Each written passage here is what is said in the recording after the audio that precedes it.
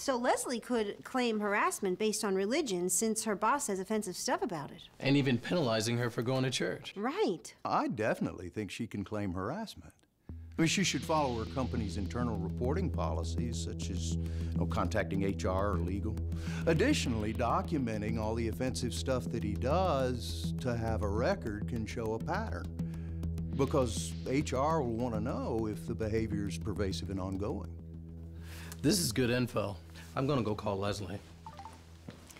But you know what gets me? Wouldn't Leslie's company realize that her boss is costing the company money? I mean, I'm sure his employees aren't nearly as productive as they could be. The morale must be really low if he makes a point of offending people. And I bet he's causing good employees to leave. Well, people don't realize how much harassment can cost an organization. It's not just about the lawsuits. It's funny, people are used to hearing about kids getting bullied at school, but no one ever talks about adults getting bullied at work. Well, unfortunately, from what I read on these HR websites, it's really becoming kind of a big deal. And it's not just about managers bullying their employees. People at the same level can bully each other. Like how? Well, like if someone sabotages another employee's work or messes with their personal stuff or verbally bullies them. You know, this is making me think back to something that happened when I was working on oil rigs. There was a lot of joking around that went on out there. I mean, it was hard work, but it was kind of cool in a way because of the camaraderie. But looking back, I remember this one guy, Brian, who became the target of a lot of jokes, gay jokes mostly. These two guys, Denny and Paul, were the hardest on him. I guess they just wanted to entertain themselves. It can get pretty boring out there.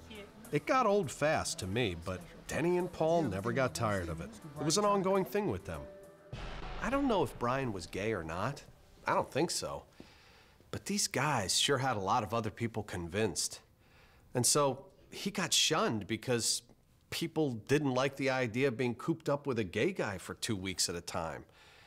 I think he had it really rough. That's so immature. Well, it is, but you'd be surprised how many gay references flew back and forth at places I've worked. So, did a supervisor or someone finally stop the hazing? No. I think Brian wanted to complain, but I'm sure he worried that he'd look too sensitive or that people would say he couldn't handle life on a rig. And you know, sometimes I caught myself thinking he should just lighten up. I mean, it's just a couple of morons making jokes. But I know I wouldn't want to be their target day in and day out. I probably would have quit too. That's the thing about humor. It can so easily be taken the wrong way. You know, I do these timeout trainings at the plant just to remind people not to make jokes about sensitive subjects like religion, ethnicity, gender, and whatnot, because what they think is funny can end up offending someone else. So who gets to decide what's offensive or harassing? That seems like it could be a big gray area. Well, there's something called a reasonable person standard. And basically, the courts ask, would a reasonable person think the behavior is offensive? Yeah, but what if the guys on the rig really were just trying to have fun? You know, not meaning to harass Brian. It doesn't matter. In court cases, judges put more emphasis on the target's perception of the behavior versus the offender's intention. I kind of wonder if those guys were just joking. I bet they were trying to intimidate Brian. Wait a minute. Can you have sexual harassment between people of the same sex? Actually, you can have any kind of harassment between people of the same sex. Leslie said to thank you for that information. Oh, anytime. Do you think you have to be the target of humor for it to be harassment? I would say no. Think about it. I could overhear my coworkers telling an Italian everyone's in the mafia joke and be offended, even though they weren't telling the joke to me or about me in particular. Good point. Excuse me for interrupting, but did I hear you talking about people being offended by things that happen at work? Yeah. Could I get your opinion of something? Sure. A lot of the younger women here at the hotel are having problems with one of the landscaping guys. He's always making inappropriate comments about their appearance and keeps asking them if they want to go out with him. We're pretty convinced he thinks he's giving them compliments, but these ladies are getting really creeped out by him. They're not sure what he might do next.